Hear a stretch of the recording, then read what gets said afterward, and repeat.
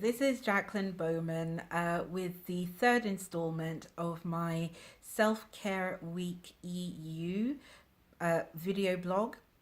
And for those of you who are tuning in for the first time, it's actually my journey on self care as an obesity patient as well as an obesity patient advocate. I'm also the policy lead for the Self Care Initiative Europe. So essentially, I thought this would be a really good way to talk about self care and also how I deal with or I live with a chronic biological disease, which is lifelong for the rest of my life. So let's have a quick recap. I'm currently at the EASO Patient Council Summit in Malaga.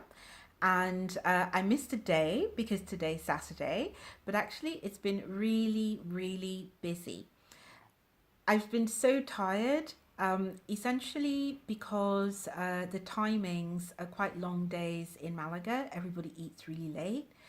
But what I wanted to focus on today, having vaguely just recovered, is the importance to self care of saying no, and also the importance of not being afraid to say no.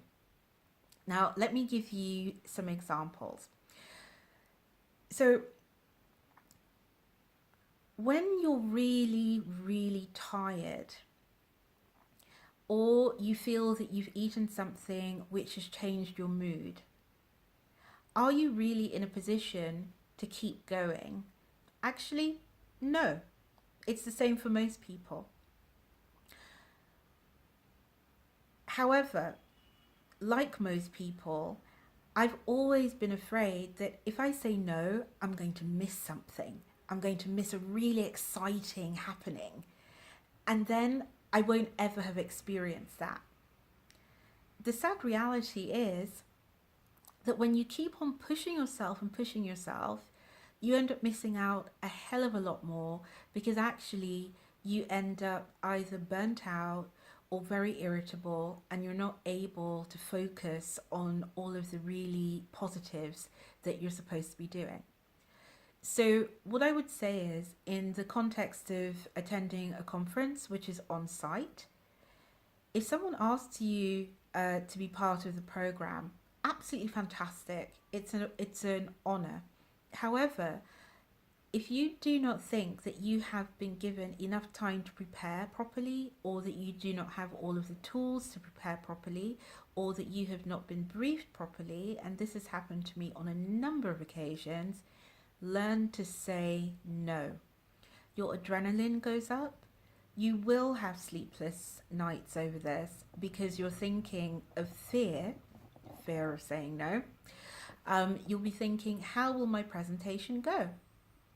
Actually, I made the presentation with all of the above because, we're all volunteers and this is really important. But I also made the mistake of pushing and pushing myself and ended up eating dairy. So, for those of you who don't know, I'm severely allergic to casein, which is the protein in dairy. It causes really severe mood swings, not the best footing to go on into a presentation where you know that you're not going to be delivering the best kind of news. So I repeat my message: learn how to say no, learn how not to have fear to say no. If you do not know how to do this and not feel guilty, understand that you will have to deal with the consequences.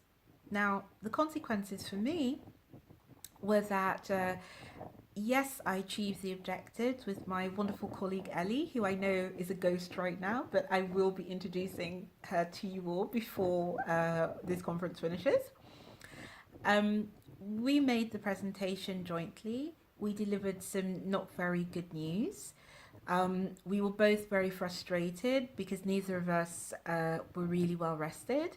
We were frustrated that we had to make the presentation when there are so many wonderful skill sets within the group. So I think the outcome we actually got, because we had lots of volunteers who actually want to work on our project within our group, which is the objective that we needed. However, another lesson learned, when you self care, I don't know if I should call it, you have to learn sometimes to be a bit selfish, because when I was 100 pounds heavier, I used to swallow a lot of my frustrations uh, in the workplace. A lot of, but I know this is correct because of my 20 odd years of experience.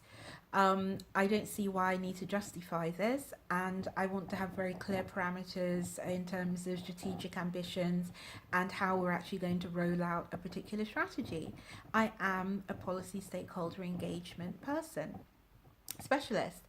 So the big lesson I'm having now that I've had the bariatric surgery is that I cannot swallow those sorts of frustrations. I cannot comfort it because I will have a physical as well as mental adverse reaction.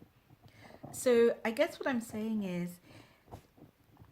it's not been a good day for me in terms of having what felt like bad press.